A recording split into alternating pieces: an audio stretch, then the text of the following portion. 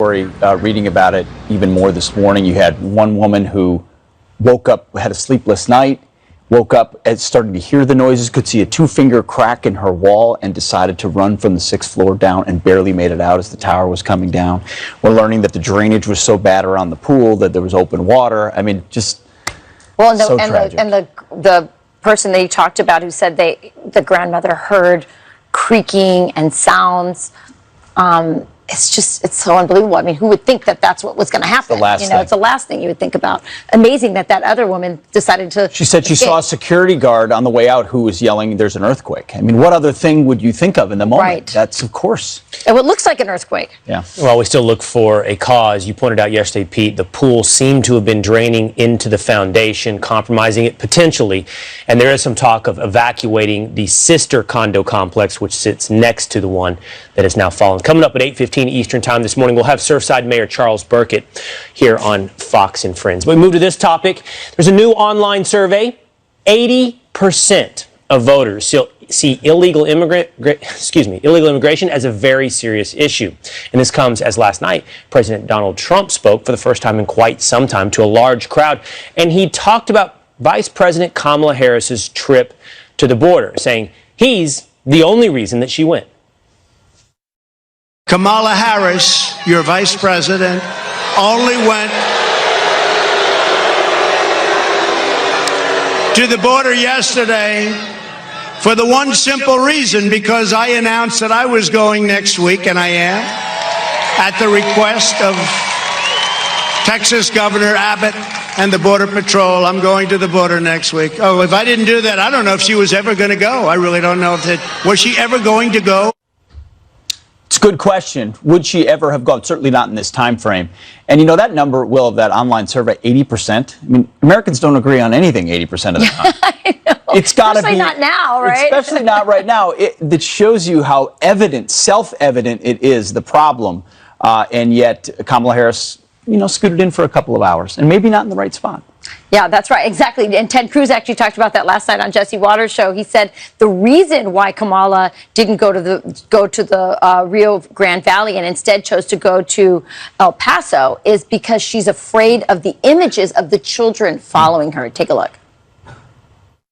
The epicenter of the crisis, as you said, is 800 miles away in the Rio Grande Valley.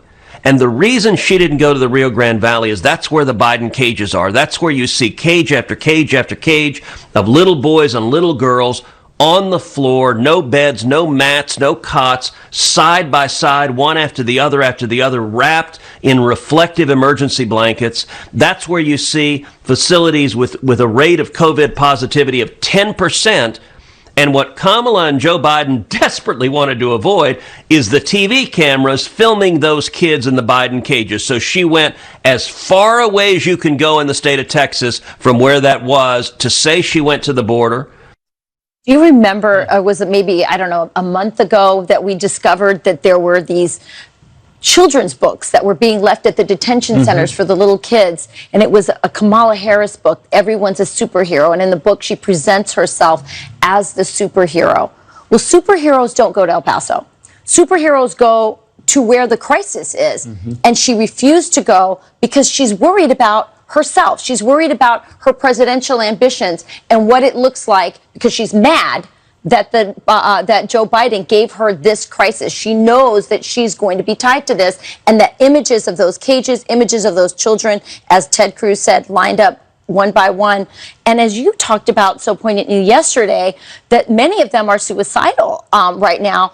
That is what she does. She doesn't care about the children. She's thinking about herself. Yeah, that's from a CBS News report, and it is eye-opening, the status of several dozen of the migrant children on suicide watch, literally put on suicide watch at Fort Bliss Army Base there in Texas. Back to the 80% number for just one moment. So much of our politics has been defined for the better part of 5 years by President Donald Trump. So much of everything has simply been a very shallow analysis of whether or not you love or hate Donald Trump.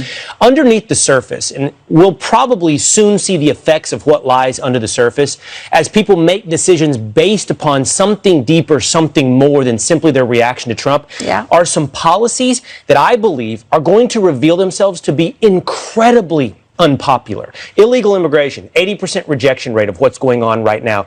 Right now, polls suggest, Fox News poll in the last, I believe, 36 hours, critical race theory, a 50% rejection rate. I expect that number to rise as more people not just understand it, but experience it. There are some Defund the police, another deeply great one. unpopular, even with the minority groups that they claim to represent. It was all about optics from the very beginning. You can see the White House meeting right now. It's like, all right, she's going to the border. Where do we go? We got a friendly congressman down in El Paso. She's going to say it's like Ellis Island. That's great. And we'll stay away from the border at the facility that's tightly held where there isn't the crisis. We'll bop in, we'll make a few statements, we'll check the box and get out. As a leader, not owning an issue is always the worst decision. Now, I know she doesn't want to own it because they don't really believe it's a problem. In fact, they think it's a beneficial problem. So you have to layer all of that on top. But it never works to try to do this because ultimately responsibility always comes back to you. But how much of it was because of last-minute planning? Because we all know that Donald Trump trolled her into going. He set that date, and she was stuck going, and she was trying to avoid it. Before we move on, and we'll talk about this a little bit later in the morning, I imagine, more, I agree with you. I don't think she wanted this assignment. No, not at all. I don't think she wants to be touching it. I don't think she wants the leadership role. I don't think she wanted anywhere near the border. And what I would like to know was the internal discussions within the Biden administration to give her this assignment. They're still trying to say it's all about root causes. I don't have to go to the border because it's about root causes. Right. But when you say, I care about the kids, and then you don't go see them, that's a bad sign. Yep, she was voluntold on this one. All right, well, there was a big moment yesterday. You may not have caught it, but the Tour de France is going on, I presume, in France. It is. It is. Big news if it wasn't. And at the beginning of the race, stage one, and there was, look at this, a woman holds out a sign. Look at what she causes. Oh, my goodness. That's unbelievable. This is the beginning of a once a year, the biggest event, the Super Bowl of cycling. She holds out a sign that I believe is a mix between Spanish and French, I'm told, I guess, maybe. And it says, "Hi, Grandpa." Yeah, it's like basically, go, Grandma, Grandpa. And that's what happened. I believe she took off, right? They don't know. Yeah, she fled the scene. There it is. Oh, my goodness. Right at the front of the pack, and the entire race stops. Now, my dad was a huge Tour de France fan, so I watched a ton of it as a kid. This is super common. I mean, the fans are right on top of the cyclists all the time trying to get into the shot. I mean, that's not common, but that might not happen again. I bet after this, they're going to move everyone back, in the future races. But that was reckless endangerment. That was wrong. Do you restart the race? I mean, how do you have a race after terrible. that? And there was one of the bicyclists, I think the guy in the front, is now so injured that he actually can't compete anymore. He's got to recover from it. I've never seen a pileup like that. Tyrus was on Fox Nation. Tyrus, host from Fox Nation, was on the Big Saturday show last night, and here's what he had to say about it. She should be criminally charged. The amount of time and effort that goes to train for this, the dreams that were ended because of your idiot self wanting to be famous. Go train. It ain't about you.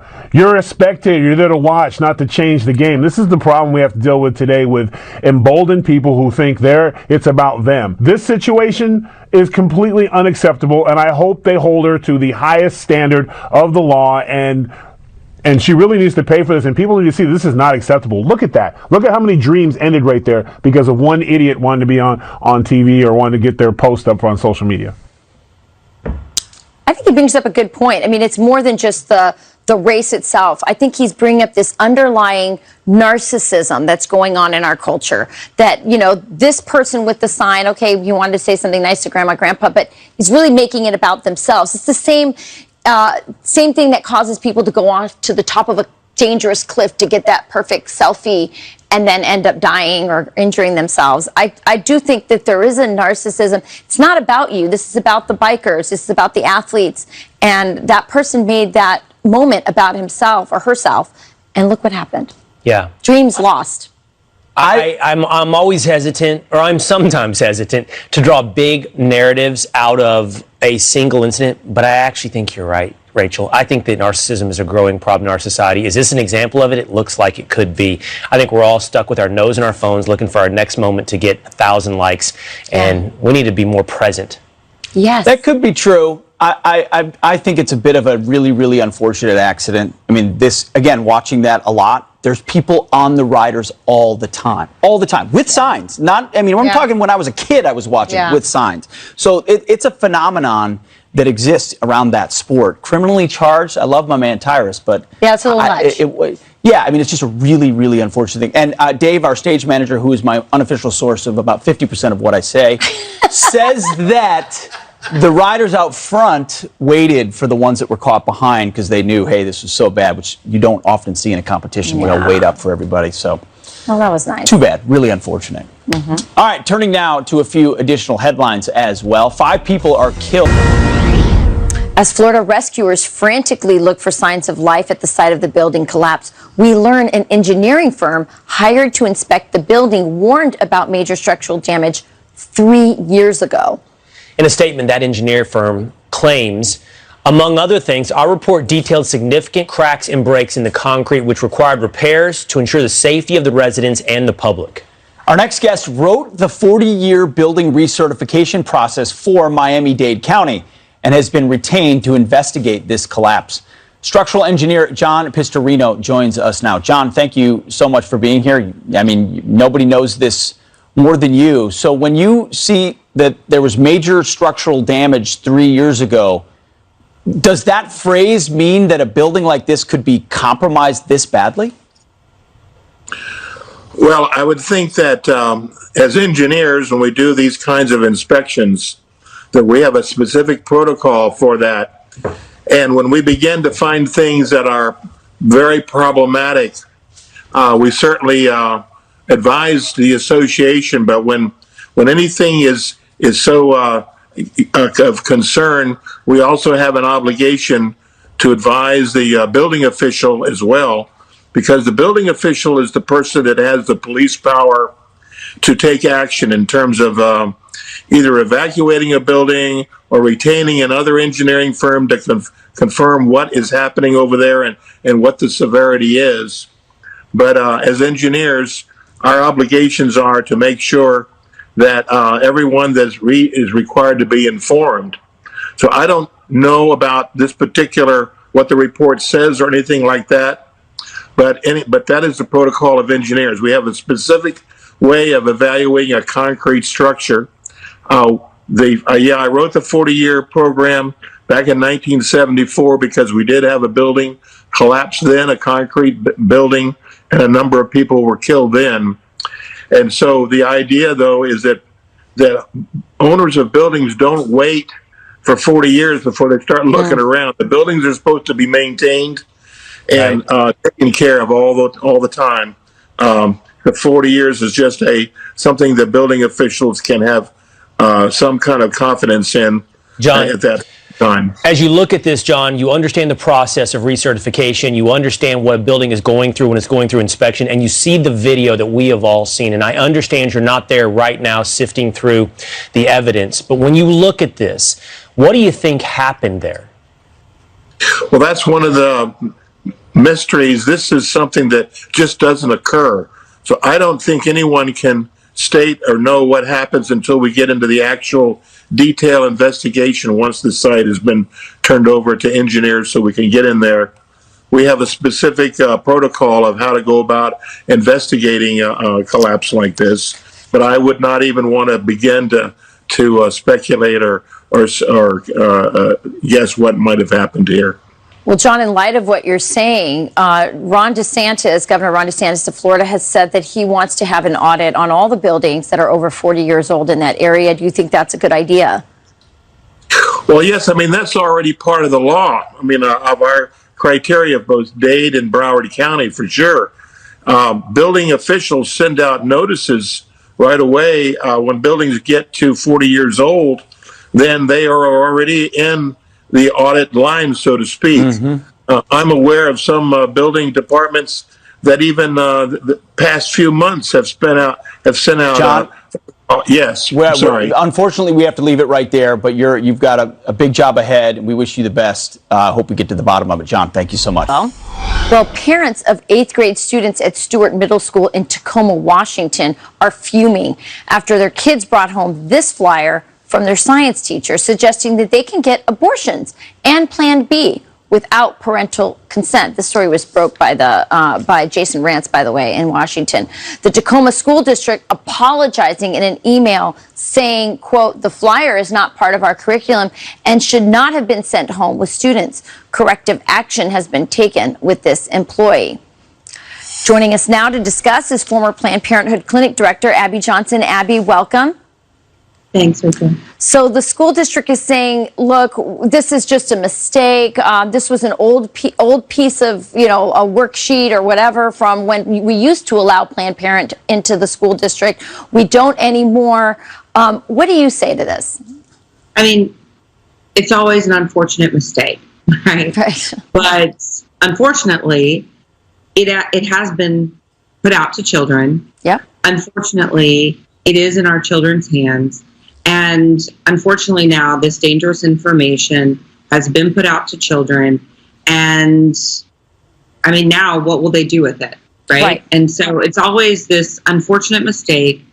And really, is it a mistake? I mean, there was a teacher who put this into the hands of students, and either they are completely incompetent or they were intentionally trying to push the boundary by putting this into the hands of very young children, 8th graders. Yeah. Yeah, it was passed out during a science class. I mean, what does that information have to do with science anyway? Abby, and the bottom line, Rachel, is that this information had been put into the hands of 8th graders before. Yeah. This was in their curriculum at this public school before. You worked at Planned Parenthood. Why should parents be worried about Planned Parenthood being in the schools? Because we know this is not the only school that has allowed Planned Parenthood in to do sex ed or this kind of promotion of abortion. Yeah, hopefully this is a wake-up call. There should be many wake-up calls coming to parents nowadays with Planned Parenthood being in public and private schools. Planned Parenthood's graphic sex education begins in kindergarten and 1st grade. You do not want Planned Parenthood in your children's schools. You do not want their education curriculum in your children's schools. Parents need to wake up. We need to pay attention. We need to find out what is going on in your children's schools. We need to get them out. Yeah, there's definitely an over-sexualization of childhood in general in the culture, and Planned Parenthood is at the forefront of it. I just want to mention really quick, because I think whether we're talking about critical race theory or this kind of agenda from Planned Parenthood, what I see as a parent and what concerns me, Abby, is this this desire by these forces on the left to use our schools to separate our children from their parents and their parents' values. Yeah, you're absolutely right. When I was working at Planned Parenthood, I did go into some schools as a sex educator. And one of the things that they told us all the time at Planned Parenthood in the education program is that parents are a barrier to service. And we would go in and tell children, you know what, you don't want to talk to your parents about sex. Your parents are antiquated. They don't understand what you're going through as children, the hormones that are taking place in your body, the feelings that you're having. So you want to come to us at Planned Parenthood. Don't go to your parents. Parents are a barrier to service. That is what we always told children. That is what Planned Parenthood told us. So, they don't want kids. They don't want parent involvement with kids. That is you're absolutely right. That is why parents need to know what is going on in their kids' school. That is why Planned Parenthood is not a safe place to take your children. Parents, wake up. Planned Parenthood is the enemy. Well, Abby, no one knows more about what Planned Parenthood is really about than you. Thank you so much for your voice and for your comments today. And hopefully parents are waking up. We're starting to see it on CRT, but they need to be aware on sex ed as well. Thank you. Absolutely. Thank you. All right. Well, we reached out to Stewart Middle School for a statement and have not heard back. Congressman August Pfluger joins us now. Congressman, thanks for joining us.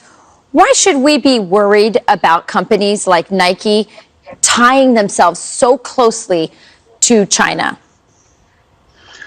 Well, I think that it's one of those things where you see this movement, this woke movement right now, where companies like Nike and others, and especially those that are going to be sponsors of the Olympics in 2022, are criticizing American practices in a variety of forms, yet they won't condemn the genocide that's happening with the Uyghurs. And that's just the tip of the iceberg.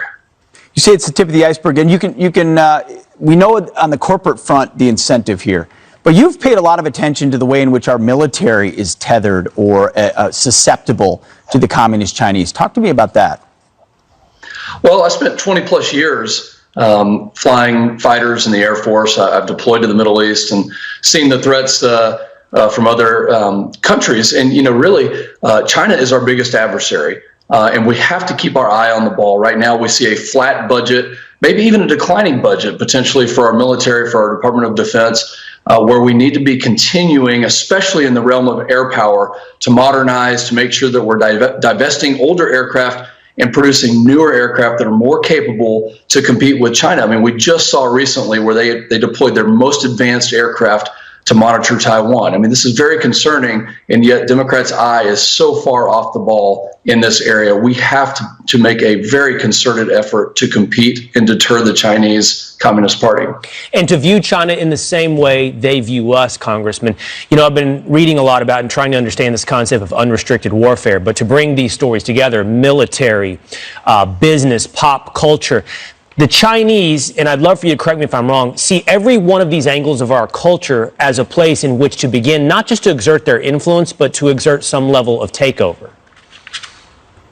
Well, they do, and they play a long game. I mean, you can see it with their One Belt, One Road initiative economically throughout the world. You can see it with their view of how they can get into our culture and really take advantage of any aspect. And of course, militarily, I've already mentioned that. So we have to keep our eye on the ball. And it's so hard to see the Biden administration right now not wanting to hold them accountable for things like COVID-19 and the origin of that. Why are they not asking for a full investigation and declassifying that work? Congressman, I believe that part of the strategy that Will is talking about is they've literally co-opted our elites, both in our corporations and in our government, in order to gain their silence on what they're doing, whether it's with the Uyghurs or even COVID, and even what they're doing with the military. I think it's very dangerous, and I'm really glad that you're bringing attention to it, because there was a vote just recently in Congress where they asked, the bill was about the slave labor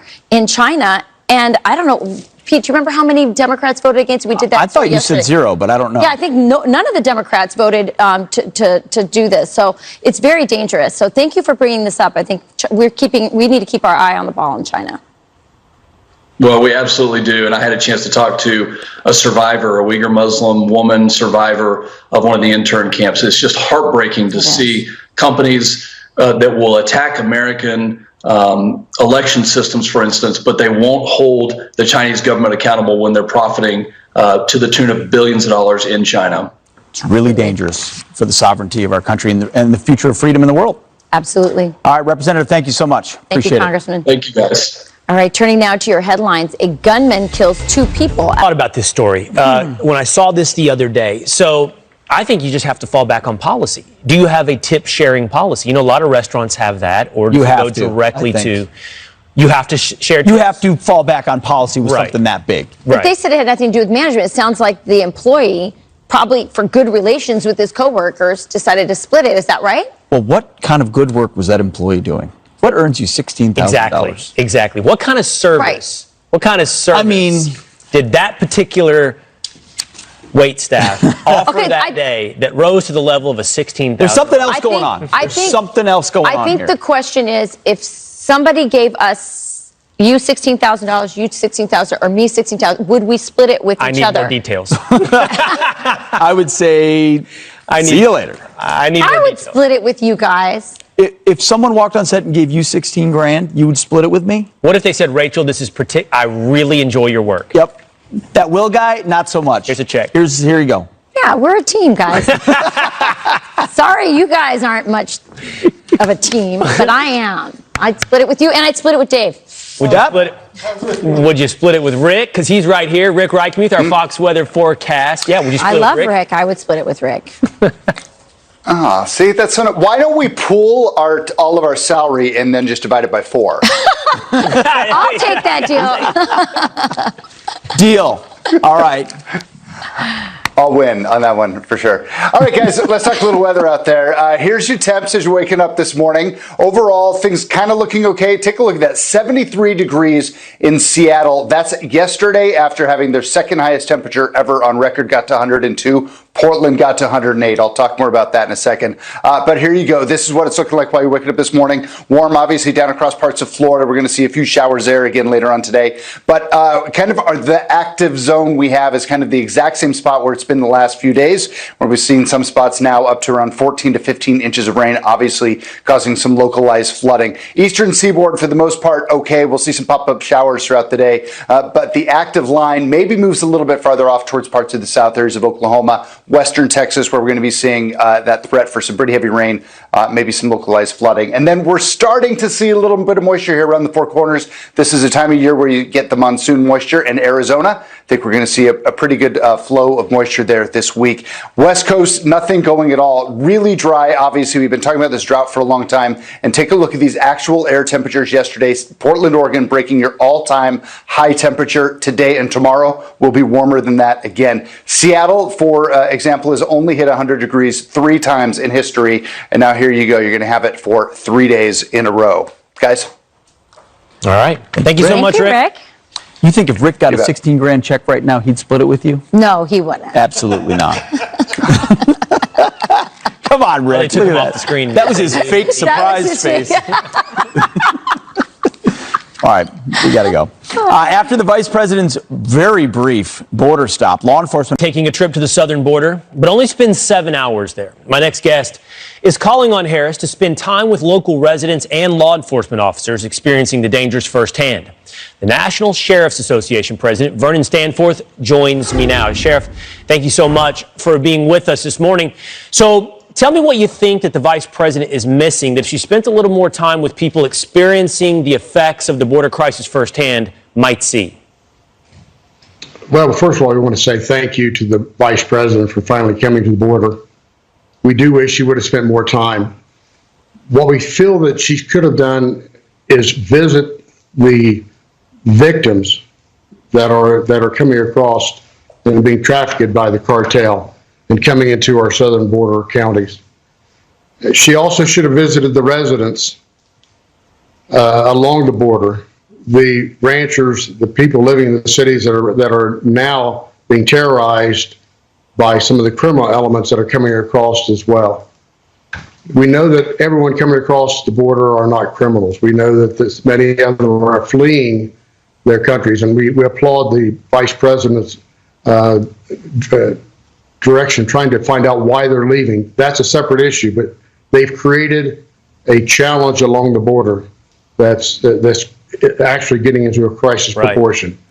When you have hundreds, thousands across our entire southern border coming in every day, that's putting a great burden on our local sheriffs that are having to go into the desert and track down these folks, go into their communities. The law enforcement in those communities are spending all their resources trying to track down these criminal elements. Let's illustrate that criminal effect. You're right. There's so much conversation about the humanitarian side of this crisis. Let's focus on the criminal side for just one moment and give some numbers to it.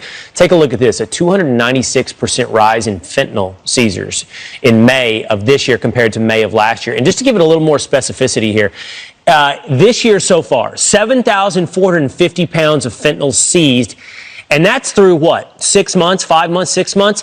And last year, a total of 4,700 pounds. Before that, 2,800 pounds. So what we're seeing here is fentanyl being trafficked, doubling year over year each time. By the way, Sheriff, just really quickly, is that coming in the form of pills? Is that a chemical compound? We know the effect fentanyl is having on people out there in terms of fatalities. Well, it's an awful drug. A lot of it's coming across as counterfeit drugs. Yeah. And counterfeit products. Someone's making a lot of money off this stuff, and it's not our local. It's not coming back into the local industry. It's actually the cartel that's making money out of this. It's the foreign entities that are putting these counterfeit items, drugs and products, merchandise. Just recently, Butler County, Ohio, which is only a few miles away from my home as well, from my jurisdiction, they confiscated drugs and merchandise and cash. Well, that's that's almost a direct connection between what's coming across the border, and it's the ripple effect that this is having. The border is nothing more than a gateway to America's heartland of all this criminal activity. It's going to go all over the country. It's not just Oh, going to we've stay on the done those border. stories, What Sheriff. Yeah, happens doesn't stay on the border. Yeah, we've done those stories of people taking what they think is something else and end up taking fentanyl and overdose, and as you said, counterfeit drugs. Sheriff Stanforth, thank you for your focus on this issue, and thank you for joining us this morning. Thank you very much. All right.